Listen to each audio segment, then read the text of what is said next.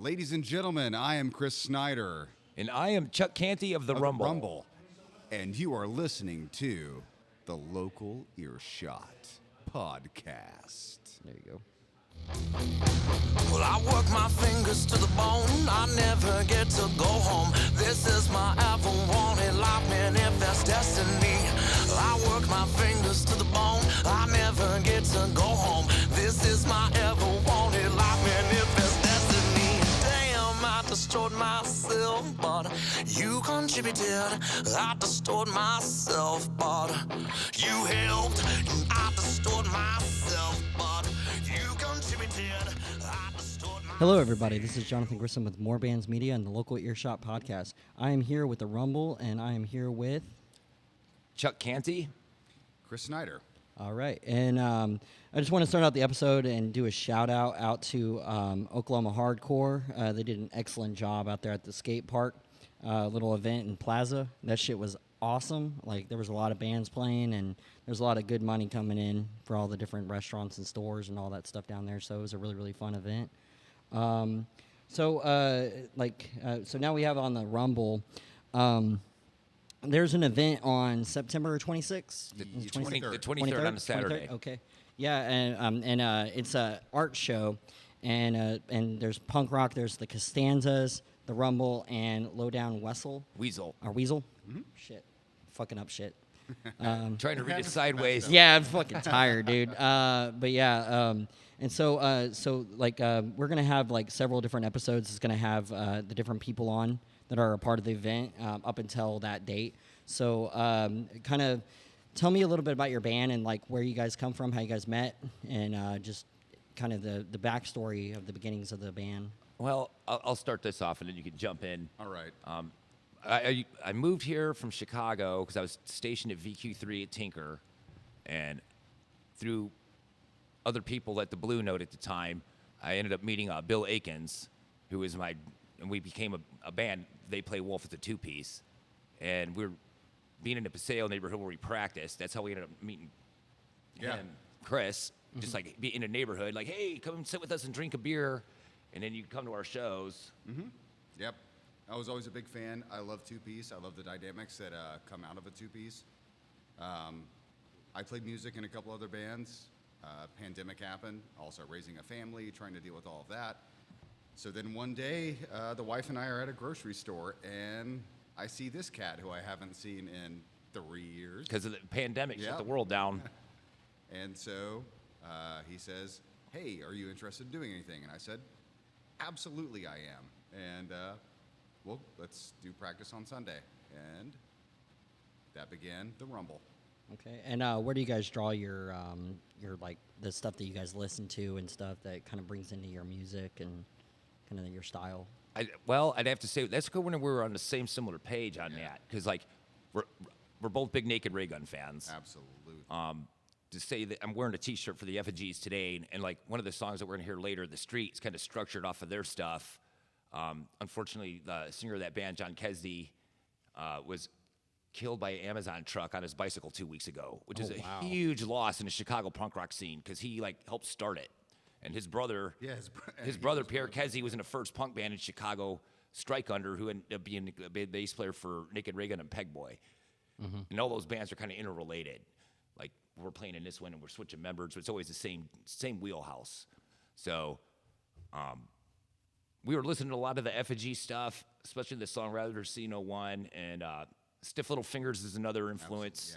Arrows. Yeah, on my own, I was doing a lot of Irish folk traditional acoustic sets, or like what. Yeah, I noticed some of that in some of the music. Yeah, a lot of it would, as they call it, the shanty Irish set, 'cause it was more body. I kind of incorporated that in there because I'm that style guitar player too, so tried to get those elements on the guitar side of the house. Mm-hmm. Let's see, what other bands? The Flamin' Groovies are another roadmap. Certainly. Because they have a wide variety of work, and they've been a band for so long that they've made like really unique punk rock records. Mm-hmm. Okay. They're kind of, I think they're kind of underappreciated. Yeah. Because some of their song structures are fantastic, and we were kind of using that too. And that's kind of why some of those instrumentals and some of them, like, I would say, like, motorcycle type themes are coming in, got us popular playing with the bikers. But I think things as well, like, I mean, the biker clubs are kind of fun though to play at. And they can be hang out at. dangerous. Oh, yeah. As we discovered after the Whiskey Barrel Saloon incident. Yeah, what happened there? We played that show on St. Patrick's Day with the Costanzas and the Black Powder Charlies. And a few days later, someone decided yeah, to like, make so- some mischief happen of a bad order. basically, yeah, I left my microphone stand there because I wanted to use mine. And on the week following that show, I went on Friday night to get it back. And the next day, there was a big biker gang shootout inside that bar between like the Banditos and the Homitos, where like 3 people died and 3 people went to the hospital. I think they accidentally shot the karaoke girl. Oh, damn. It's kind of strange. Like I went in. I mean, there, that's a dangerous career, is karaoke. Yeah. Well, you can go in there right. So wait, so the other guy you're talking about the Avalon. stories, your stories are crazy because like the other guy, like he died from an Amazon truck, and then this lady got shot. Just innocent standby her in a that fucking story biker gang fight. for Oklahoma City that made international news. Like where that story made it to Japan. And all someone wanted to sing was tub thumping. And they got a hole put in them. Yeah, so what happened, to make a long story short, I went in there for a union meeting in June to meet a couple guys to have a beer, and they still had the chairs in there with bullet holes in them because they were too cheap to throw them away. You're like, oh my God. Like they're saving the death chair in here? Like, I mean, it's probably a reminder. yeah, I guess. Also, who doesn't hate a haunted chair? I mean, that is a curio now. You could see where the bullet like went through the tee golf game, you know, the little rollerball game, and then went through this little wood wall that separates where the dance floor is, where it hit the karaoke chick. Dang, so that was like an actual shootout. Oh yeah, they went in there to do like a straight up biker gang hit. The fallout from that was I think 16 of their club members from the Banditos got arrested for that as a conspiracy. Wow. I mean, you could look that up in the news and get the whole running log of what happened. But All in all, though, it was a great show. yeah, it was a good show. The actual show is great. The yeah. show was great. It's like playing. Good thing we weren't playing the following Saturday and it was St. Patty's Day. It's like everybody was like playing touches and stuff, and like, and that was a pretty crazy little place. But I mean, the biker guys there, they kind of kept to themselves as long as you just respected them. Yeah, I get. The music was too rock and roll. They had to leave. They couldn't handle it so much. So. Yeah, I don't know. I'm not going to say any more about that. I'll step as well then. We live to tell the story. All right, so tell me a little bit about these songs that we got. So we got 28 Days, we got James Tank, and then we got The Chair. Okay, 28 days. We were having band practice, and like how it happens when you start having like you don't want to play the same song over and over and over again. That's something we've been aware of, like with our songwriting structures, is like a lot of bands fall into that trap. It's like song 1 through 15 on their set list. It sounds like the first song all the way to the last song, so they have different kind of dynamics and stuff. And I was telling him when I lived in San Diego, I used to be in a band called The Flip Side, and my guitar player in that band was friends with Hector Penaloza from the Zeros. So we used to go hang out with him. But he wasn't playing punk rock at that point. He was like doing this bossa nova jazz bass playing stuff. And but he was in a band called Loud, and he was telling me like we like to go to Spain because the Spaniards like their music more raw than in America. Like we do better in Europe, and it's not worth it to tour in the United States. And I was like, really? Well, he gave me the CD for free, and I pulled it out and I found it. And I was like, dude, I want you to listen to this Northwest Road Trip song. It's like how this is kind of set up, and that's kind of how that kind of sprang out of that with that kind of influence. Because like the Zeros were actually the first punk band in San Diego, so they're like gods down there as far as that world goes.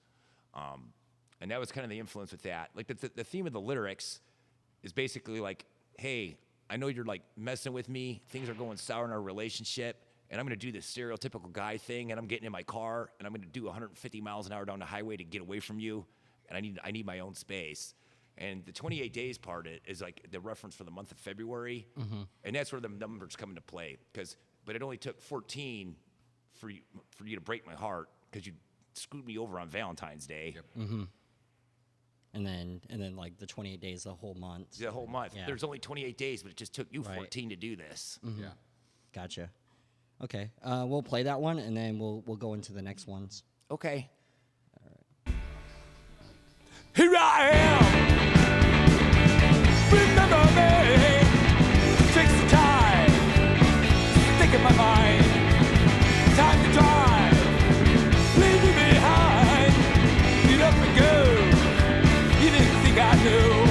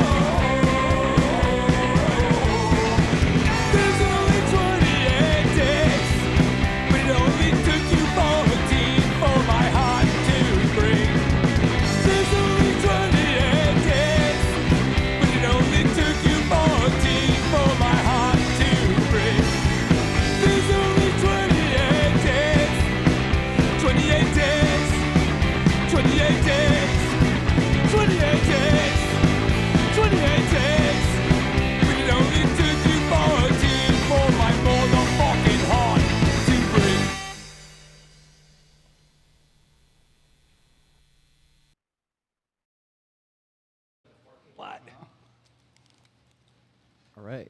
28 Days by The Rumble. All right. Kind of tell me, like, what we were just talking about, like, instruments and all that stuff about the song.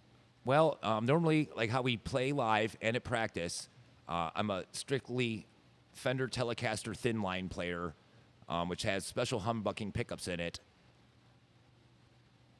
that it drives itself. And I have a Fender Hot Rod Deluxe, and between that and if you have the amp set up right, we never have effects. We play clean for the live shows. So we knew that we were going to the studio, and that made it even easier because that's how we play for real anyway.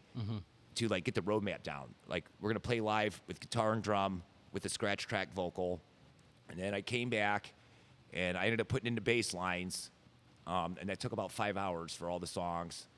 And then I came back again to do double ups on guitar because I think that's actually worth mentioning. Our first run of the scratches we did in 5 hours, just back to back to back to back. we practice like that so that we wouldn't because it's like $1 a minute. This isn't a time to waste time. Right. So when we were practicing to get ready for the studio, it was brutal. It was like no breaks. Yeah, no breaks. You just get through it. After the 15th song, then we'll have a Pabst and a cigarette, and then break time's over. Back on the drum back to set it. because we knew that we had to be in shape to go the whole distance. And at first, like Steve Boaz, he's the one that did the recording, and Norman. Breathing Rhythm Studio. Breathing Rhythm Yeah, Studio. And I've heard of Breathing Rhythm. Yeah. Oh yeah, he's Plenty of times. He's a sound genius. Like he knows how to get the sound. And when he was like, yeah, we're gonna do 15 songs or whatever, he's like, are you kidding me? Yeah, are you serious? Most bands can't get 3 done. I was like, we're doing all 15 today. I mean, yeah, but like, I would say too though is that like with punk bands though, your songs are like what, like 2 to 3 minutes on average. Yeah. So that's kind of good we can because go like, you're not doing a 10-minute song. Yeah, like, we're not like Ron Ramsey, like over in like Kingdom Ashes, be like doing this long ass fucking songs that are like 20 minutes long. It's like Jesus, dude.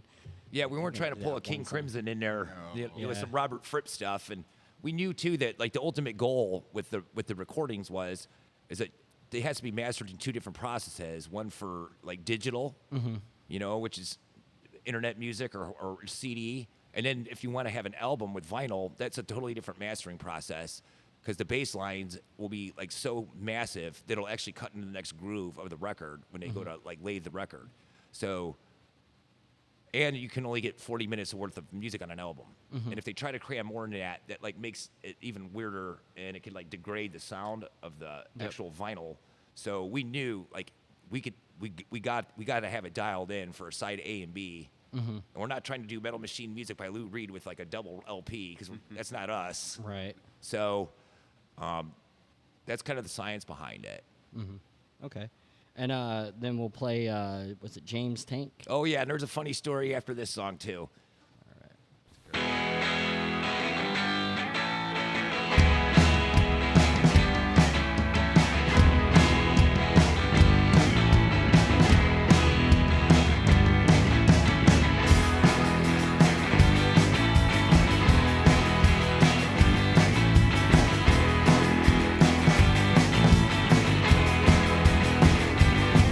He rides with courage. He rides for honor. He rides to be free. He rides with valor. He rides with courage. He rides for honor. He rides to be free. He rides with valor.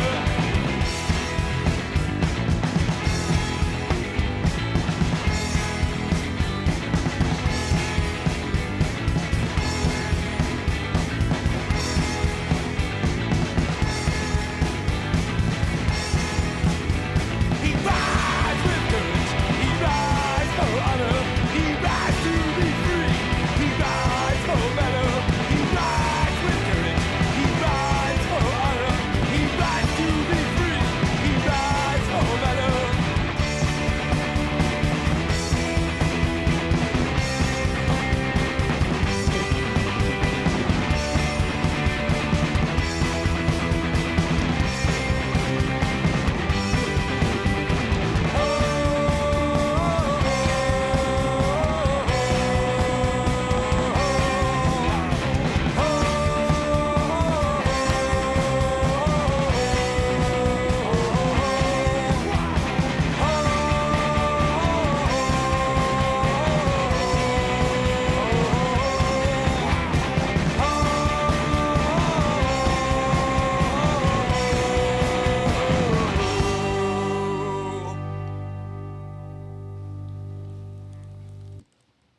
All right. James Tank by The Rumble. All right. So tell me this little story about it. Well, the story is based off of this guy in the Face of Souls. It's a veterans riding support motorcycle club. Yeah. Yeah, I want to get the phrasing right. MC, yeah. So, and they do a lot of charity events for veterans and stuff like that. I know they work a lot with the VFW Hall on Pennsylvania Avenue on the south side. Yeah, I go by that one a lot. Yeah, so there's a guy that's built like Beastmaster who will go nameless, James. Well, yeah, you did a good job with the nameless. Yeah, well, Yeah, but he goes by Tank. but his nickname is Tank Yeah. because they all have their name on their jacket as like the moniker that they get when they get patched in or whatever. Okay. So his name is Tank, and really good heart. Call sign. Yeah, built like Beastmaster, but he's a good-hearted dude, and A mountain of a man with a heart of gold. yeah, he takes a lot of videos and puts them on Facebook of some of these motorcycle rides where he's doing like 80 miles an hour and his skin's like shaking in his face, but they're like an hour long. And it's like, dude, that's what this instrumental that we did kind of sounds like that, like Arrow's biker exploitation music from the 70s. Like Lucifer's children came to town and the sheriff's daughter was in trouble, starring Peter Fonda. And it kind of sounds like that. Yep. Switchblades of flying. Yeah, so it's kind of like a thumbs up to him as a friend of ours with like a motorcycle glory song. Yeah. I mean, Nice. because one of the things that happened was after Whiskey Barrel, which we mentioned before, went down, that situation, there was going to be another motorcycle club related show that we were playing. And he came up to me and he said, "Hey, brother, you know what? I'll take a bullet for you." And I said, "Why? Why? Why would you take a bullet for me? I'm just the drummer." But again, like heart of gold. He's a beast. He's a wonderful man he's a sweetheart. Yeah, Can you imagine there being a shootout and like a dude jumping in front of a dude on a pair of drums? yeah, I Like, don't. Yeah, that's it. I mean, no, Yeah. Dive in. over. just- Yeah. But like he's just Right he into it. kicks ass. He's a solid dude. And so when he throws up those videos of him just like on the road, on the twos. Yeah, Well, it's an inspiration. That club also did a big ride to Floribama. I think that was the goal, to like go to, because where that bar's cut in half, and half of it's in Alabama, half of it's in Florida, kind of by Pensacola Naval Air Station, and then they ended up riding back. So it was a pretty long haul where they all went on this endeavor on a motorcycle, which I wouldn't even want to drive there in my car. So that's got to be brutal. Oh yeah, shoot, I just went upstate to the damn down was it Route 66 all the way down, like in my car, like in my Jeep, and like I had my friends with me and shit, and I mean that trip alone was like Brutal. a fucking couple hours, like it more so ended up being like 4 hours because like I guess because you do all the stops and everything, but it ends up being 4 or 5 hours long when you're going through all those different events and Did stuff. you see the giant ball of yarn? No, that's the thing. Well, we didn't go the other way yet, so I don't Yeah, know. okay. Like, if you leave here and you go toward Chicago. Texas Yeah. or like the other places, like I'm pretty sure you see other There's got to be shit. some cool stuff. Like, I don't yeah. know. I know that there ain't much between here and Tulsa, other than like the major cities that have shit. But like I guess COVID kind of killed all those small towns because they used to have a bunch of little diners and shit. But yeah, because we stopped at like some golf or was it bowling alley in Chandler. It was like a Route 66 bowling alley. Okay. Yeah, it was pretty cool. What was your game? Huh? Oh, I didn't play. Oh, okay. Yeah, I I just know got when you food. go out, when you Just go went out there for west, food. like you can do it, but then there's sections of it that don't exist anymore. So then you got to get back on. That's what kept happening to us on this. That's a Like, bummer because I've always wanted to see one of the TP motel places. yeah, that actually we saw that. Like, there's a TP. I guess it was like a motel or something. I don't know what the fuck it was. It said TP like something. Have a bunch of little like bungalow type looking things. Right on. And shit. But yeah, it was pretty cool. We actually went there because my housemate wanted to see the well that's out there. It's like a big ass blue well. Yeah, It's the really- Whale of Catoosa. Yeah, but it's fucking weird because like on one side of it, the well looks like he's like high as shit, whereas like the other side he's all Oh, smiling and that stuff, has a little hat. But like if you go on the other side, his eyes all like down, droopy and shit, like he's like drunk or something. So Well, I mean, there's not a lot to do in Catoosa, I don't think, except for drinking. So. yeah, we went to like a little museum there, and then stopped by the Hard Rock, which I didn't gamble, but that's because I used to have a gambling problem. So I just kind of like was like, yeah, I'm just here to, check out shit. I ain't yeah. here to do play any games. So See the sights. let me see. Do you want to play the chair or the streets? Or street. The street? Yeah, let's do the street next. That kind of breaks it up. Yeah. This is one of my favorites. Absolutely. All right.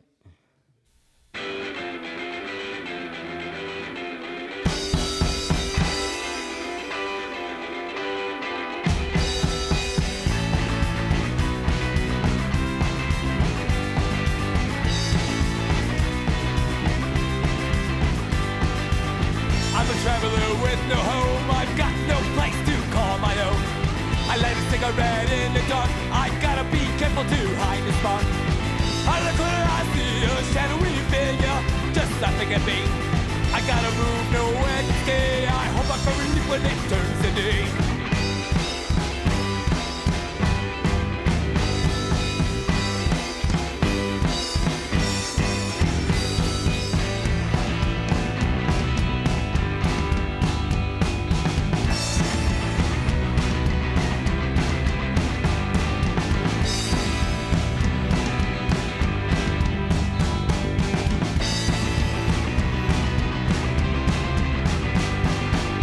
Devil with the blue suit speaks with forked tongue. I can see it so enticing for you. I'd be instructing myself if I was a dumb one already standing in your shoes. Can't trust what I see, what I feel. I can't hear the sounds. I know those hands when you're floored by the truth. How that puts you down.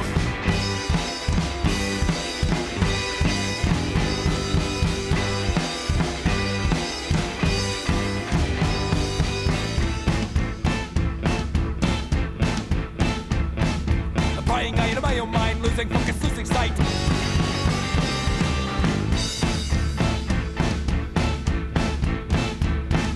A father dies, a child cries, no real reason to answer why.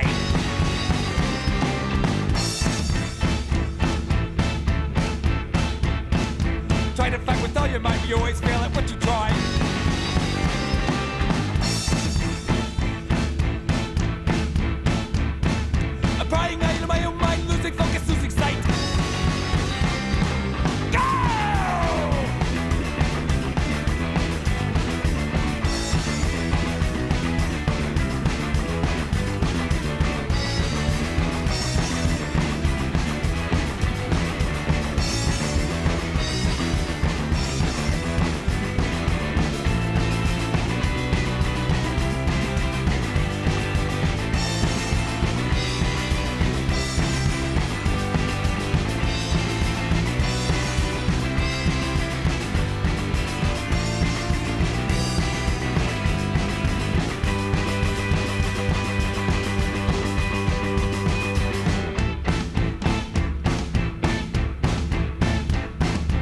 crying and in my own mind losing focus, losing sight.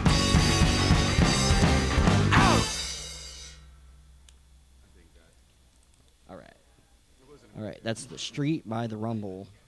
All right. Yeah, that one I'd say like I was talking about this band before, the Effigies from Chicago, where I could say that that's kind of structured off of their business model with that one, because to me, with all the different chord structures going on, industrialization, urbanization, and urban decay, isolation, alienation, all the things that you feel like if you live in an industrial like city, for instance, where there's a steel mill in your backyard. And we all know this, just even living in Oklahoma City. You might be in a city, but the city can be a lonely place real fast. Yeah, I would say even like with like the level of gentrification and things like that happens, you just suddenly feel like I don't know what to do anymore. And I think The Street really brings that one out. Yeah, plus at the end, like with the kind of sort of doing some Mozart horn fifths on that, and then it goes into some minors at the end, and it makes it feel like a clump of dirt out of a graveyard, because it's supposed to sound like that. It's supposed to be depressing a little bit as it still moves, because you still got to move and make moves. And the percussion on the back end of that keeps the movement occurring while the rest of everything that's occurring on the strings and vocally are occurring, which to me it's a great song. It's a fun song, and one of my influences, we've talked about this one before, is like television. I love television. I love that weird post-punk kind of math rock thing, Devo in the same fashion. Very, very interesting hits, but every hit matters. And I think in that one it has that feeling of racing, but then what do you race towards? Yeah, we've had that conversation a lot about percussion, where it's like, why does Peter Criss suck from Kiss? Because you hear like it's that annoys me. Why is Mick Fleetwood a fantastic drummer? Because he barely does any fills, but when he does, it's required to make the band go into another movement, and he keeps the beat. So that's something we've always tried to keep in mind with the structures of the drum. Make every hit count. Don't waste energy, and we don't need to have a lot of punk bands make that mistake. And some of that could be like immaturity, like when they're younger, because I'm just as guilty of it too as a string player. Like, we're gonna be like the Exploited, and you're trying to play well outside of what you can do, and it's like, and then it just gets lost, and people want to like. That like punk rock, when it starts getting good, is when it all comes together with all these idiosyncrasies with time, and then the melodies are there, and the vocals make sense, because that's an instrument all of its own too. And you're like, man, I can like go on a road trip and listen to this in my car from start to finish, because it all sounds timeless. Yeah, and that's kind of like what I actually do with music. I drive a lot, so It's the best I'll put place on to stuff listen in to it. it. If I can find music that I can just drive through and actually like enjoy. And no matter what the genre is, it's like that's what I want to listen to. So Most people listen to music more in their vehicle than anywhere else. Like you spend more time in there than you really believe. Sad part, you shouldn't be spending that much time in there as much as we all do, but we do. So. Yeah, and then you're not distracted. Like if you're in your house, you throw a record on, and somebody calls you, and you turn the stereo off, and I'm getting my laundry out, so I'm in another room listening to it still. But in your car, you're hyper focused on what you're listening to as you're driving. Yeah, and they have music for that too, though. Like what do you call it? They call it lo-fi. Was it lo-fi hip hop and stuff, and lo-fi beats, which is like music that you just put on while you're like studying and things like that. And some of it does have like actual like instrumentals and things like that in it, but it's just designed to be in the background. So you're not listening to like, it's more instrumental based though. Well, it's interesting that you mentioned that, because we actually have had discussions about this, and we have a couple of instrumental songs that we play. Yeah, I didn't notice that. Yeah, I know your actual song, like the Rumble. The Rumble, is an instrumental, right, for the most part, or is Just there to parts? start Because I listened to like some of it, and There's two. There's the Rumble, which is like, and then there's the Lords of the Rumble, which is more like a Flaming Groovies type of thing going on, where it's like, okay, we're blasting out of the roadhouse, let's get after it. Yeah, you've heard enough songs, you've heard enough of our music. Here's just a time to sit back and relax and have a good time. And it gives me a break from having to sing all the time too, because it's Yeah. like, oh man, I can actually just have fun and play my instrument, not having to sit there and have a microphone in my Do you use that one as a interlude, or do you use it as a Yeah, we prelude? probably Or that one's probably like normally in about the middle of our set. Yeah, yeah, Okay. it does serve as a sort of intermission. Yeah, Now, okay. it doesn't mean that we're not doing every single thing on Right, the stage. right, But right. for everyone else, it's like, all right, take a break from some of these heavy themes that we do tackle. In yeah, if you want to go grab a songs. beer while this is playing, then Yeah, go do yeah. that. And then, But you're gonna do it with a fucking like badass walk. You're gonna look awesome. You're gonna look tough. Mm-hmm. Yeah. Walking out of the room with that song playing. gotcha. Yeah, one last comment about the street with the syncopations on that. Before it picks up into that power ending, where it's doing that old school punk rock herky jerky thing, and that kind of style with punk rock, I think, is kind of a lost art. And that's like how many bands you know that you've heard lately or seen live that do that herky jerky punk rock style? I think it's rare. I think it kind of faded out in prominence probably in the mid to late 80s, maybe early 90s. And then we had things like more of the polished pop punk, the radio friendly. Yeah, it'd be like third generation punk rock. Yeah, that kind of took over, which lost sight of sale for sake of sales. And I'm not knocking that.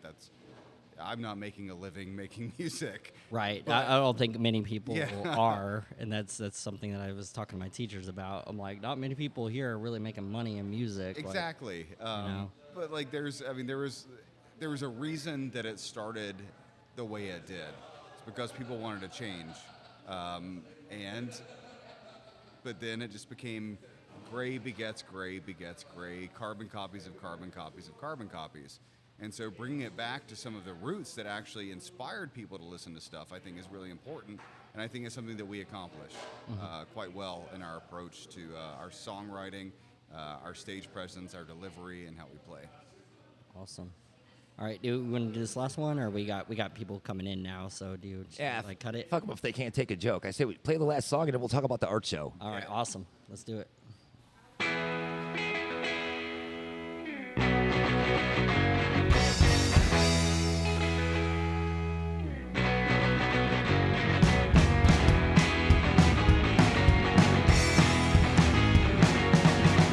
There's a freedom in growing to lose.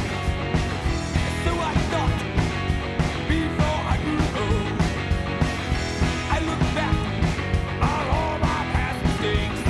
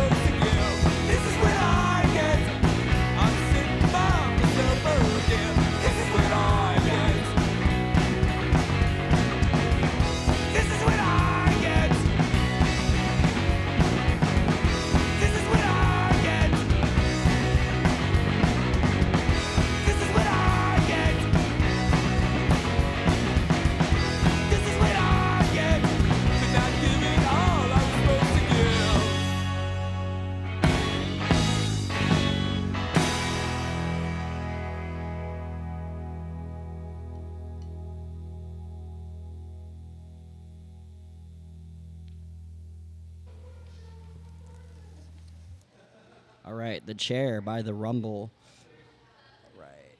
All right, let's talk about this art event that's coming up on the 23rd. Okay. Really stoked about it. Yeah, there's this. We one day we were at band practice, and I was talking about. I have some posters from my Factor 4 band that are all over my house in frames, and I was like, yeah, we used to do these art shows that were punk rock shows.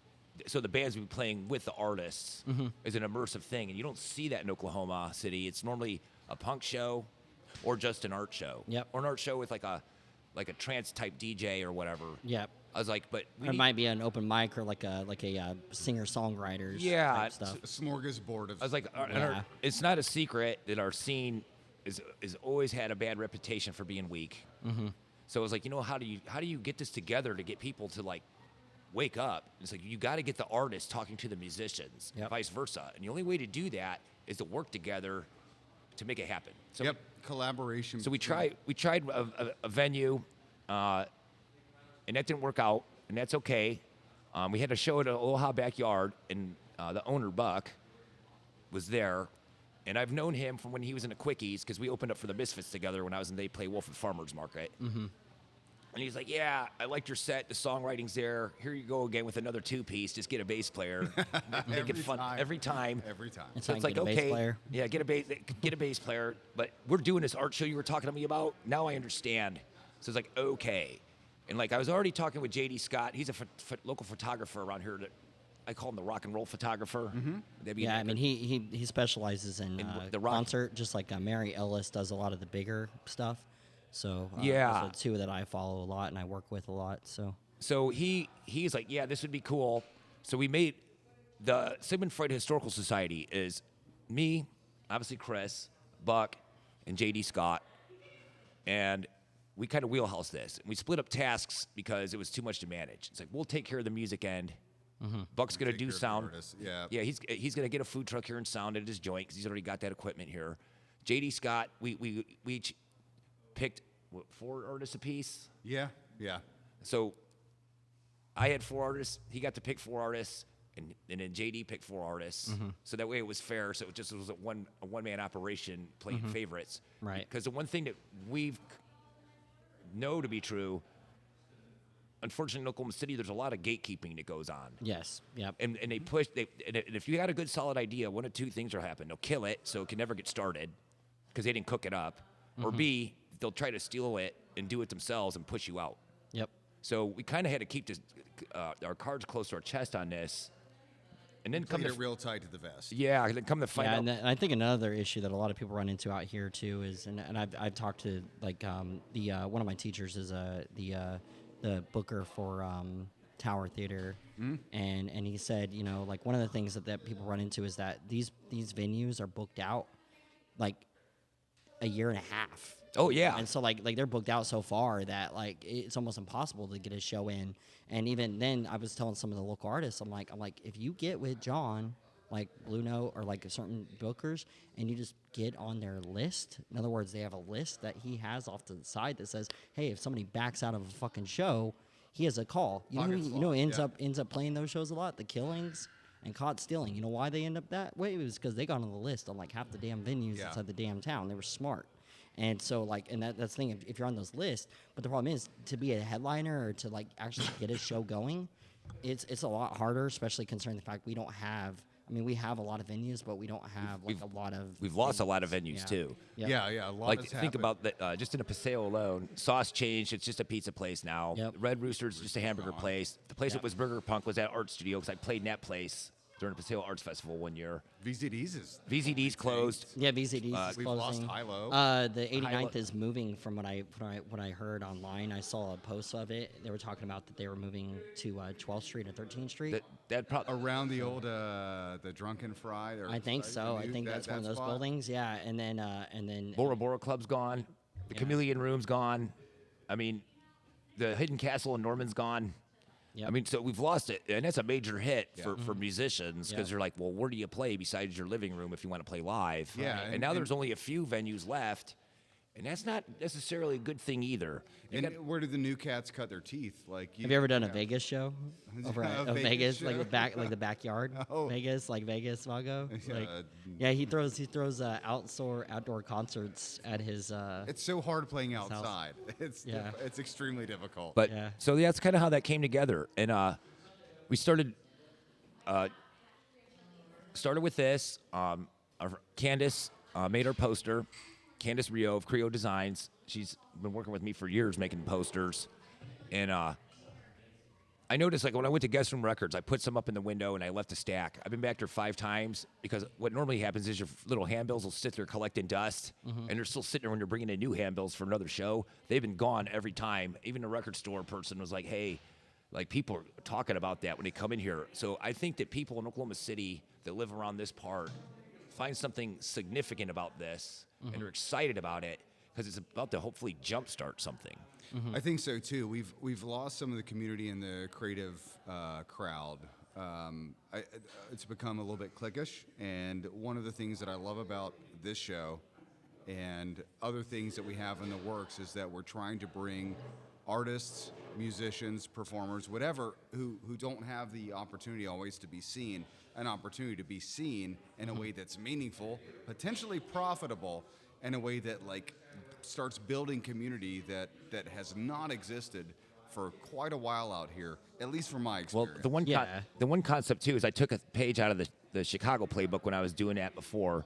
So every artist keeps 100% of the sales of their paintings. right. They're not paying wall space charge or commission like they would at a gallery or like. Oh, I'm on a 640 deal right now. Yeah, and Which means that I take 60, they take 40, but it at least gets my art least out of a my little apartment. bit of you know? something. yeah, but here it's like if you lose and you had to pay for wall space, you paid to play basically as an artist, and then you didn't sell anything, so you're out. Yep. In this way, this should encourage the artists to bring the cost of their paintings down, because let's face it, who's coming to these? People like me who put their pants on one leg at a time, being an average Joe Blow, Yeah. who's not a millionaire, and I might have bought it for $200 or $300, but $500, no. And why do they have to jack that up? Because they're compensating for the fact that they got to pay a commission off of it or Yep. get their wall space money back. Yep. Yeah. So this should hopefully bring the cost of the art down so people can actually then appreciate it and want to buy it, can afford it. Well, I also noticed too, because I recently just started getting into the art galleries here, and like they also they go for your bigger pieces. Like they came over and they were looking at my pieces, and she's like, "Well, I want this one and this one and this one," and they were all my larger ones, and I'm like sitting there going like, "You don't want any of these small ones?" Like, and she goes, "There's no money in those small ones. Like you're gonna be better off to sell them in a store." Like, yeah, I fully understand that. Like a That's shop, gotta right? be, Like cool, such a- because each one of those sell for $30. I could probably make more money off of those small ones if I just keep on making small ones. I Yeah. can make more money in the long run.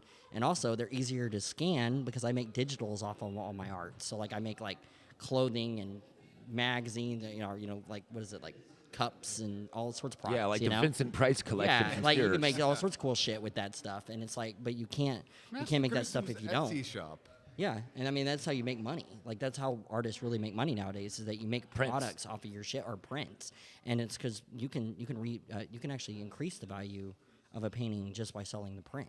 Yeah, and you normally And number and so- sign it. Yeah. Yep. I mean, that's been done before. Well, it sucks that is the reality. But it also keeps it cheaper than buying the original, because the original is going to be 10 times more expensive than the print. Yep. Especially if you blow up and if all your prints sell for $100 a piece and that little bitty painting is this big, you know, you talk about the Mona Lisa is literally like, if you've ever seen it, like it's this big. Oh, yeah. It's not fucking big, but they make it louder in life because they like grow. You know, they make the size bigger with digital. And Yeah, it yeah. just makes it bigger. But that's the thing. It's like ultimately what hurts everyone is the commoditization of creativity.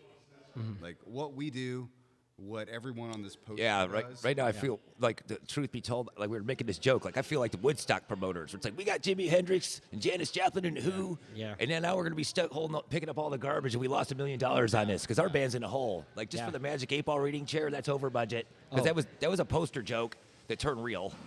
Yeah, yeah. A lot of those kids at that school, they don't understand. Whenever that teacher that's 20 years in was saying, was saying, dude, it's a hard industry, and sometimes you'll be broke and you'll be like sitting there crying in your fucking bed that night because you're like, God damn it, man, like I lost so much fucking money today. Yeah, Like, and it's like, yeah, But it's a there's gamble. also a fucking lack of valuation. But the reward is amazing. Sure. Well, the reward you for know. us is like, this is not going to be the last one, and I'm not going to divulge details of the next one, but it is coming, and it's going to be coming sooner than later, and the next podcast will talk about that, because here we go again. We're holding our cards close to our Right, chest. do that. Yeah, keep it in. So, and there's a reason for it. You probably know about it anyway. But hopefully- we're just not going to loose lips sing Yeah. shit. Yeah, right. Hopefully, here's the thing. This will maybe be the start of a sea change. And I don't want to sound like hyperbolic in saying so, but maybe we can start bringing people together in a way that we actually support one another from the venue side to the performer side, so that people actually get entertained. The bars get to have their wells drunk dry. Everyone makes money, has a good Except for time. the Rumbo, Except- in the hole. But that's all we want. Yeah, you sit there like, man, how many welding dollars got invested in that poster today?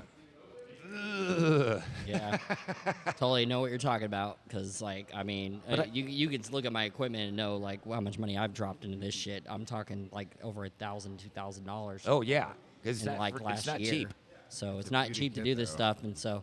Press. But yeah, September 23rd at the 4-Core, or is it 4-Core? How they say, or Core4? Core4. Core 4 4 Brewing Brewing. on 7 North Lee Avenue. The art show portion starts at 6, and then it'll be a 2-hour window, so people could like peruse the paintings and not get blasted out by the noise, you know, and they could talk and commiserate. And then Also, all ages. it's also all ages, because even though it's a brewery, it's not a bar. So you could bring children to this, Nice. and I've seen them in here before, so I know it's real. Yeah, and I saw some kids over there. Yeah, so that's kind of Yeah, unique, so- you know, which is good, because people that are like my age bracket being older, you got like a Tune teenage Tax- son that might want to go. You don't have to leave him behind this time. Yep, and the Tune Tax Man comes around, and people tend to dip. So guess what? We also have no cover. So just come around, hang out, check out some badass artists, check out some good bands, us included, and then just support the local creative community. Yep, Sigmund Freud Historical Society And that's kind show. of it's kind of what I that's my soapbox, you know, like promote local music, artists, comics, like all of it. Yep. Like your producers, your recorders, all these people that are local that are doing things for the industry, support them, because, like, honestly, like we're all working really hard to build the scene out here again, and it's like we don't want it to fall in the early stages of society where it was like I where can like feel people- things are bands start- used to fight all the time. Yeah, bubbling to the surface, because I've noticed just with this and talking to people, because this show's gaining steam amongst the community, that people are like happy and excited for it. Like it's almost kind of a first. And it's like, man, alive. I think it's going to do well, and then if that's the one that's going to set the tone for the next one, which is going to help set the tone for the next one, and it can keep being more fantastic, and Snowball it. bring in different bands and bring in different artists, so it's just not the same show over and over and over again. 'Cause That's Right. unproductive. Yep. Yeah, and then you bring in different venues and different locations, stuff Absolutely. like that. Exa- that work, exactly. like doing it, because then it's like James Nim does a thing called the pop-up radio, or was it comedy robot saves city, so he's been doing it at the Speakeasy, but he does it pops up all over town where he just has random comics do like open mics and stuff. And then he also has comics from out of town and stuff, because he was saying that he got sick and tired of not being able to see all these like smaller artists that are in the comedy game, like that world, like those guys. They wouldn't come to the city because they can't get a location to play, Yeah. like to do it, you know, to do a comedy show. And so like he was like, well, why don't I just do it? And so he just set up a pop-up shop across the city, and just like that's what he does, is that he just sets up with the venues and just has people in there to see a comedy show, you know. And I feel like you could do that with music. You could do that with everything. I mean, I know a lot of people that run the open mics and the singer-songwriter stuff. They do that too. They Yeah, pop up all yeah. over the city. So I think the punk scene, the metal scene, you know, all those scenes, like they could use it. And I would you even know. just like negate the qualifier, just the music scene, just the creative scene. Everyone needs to work together to make something good.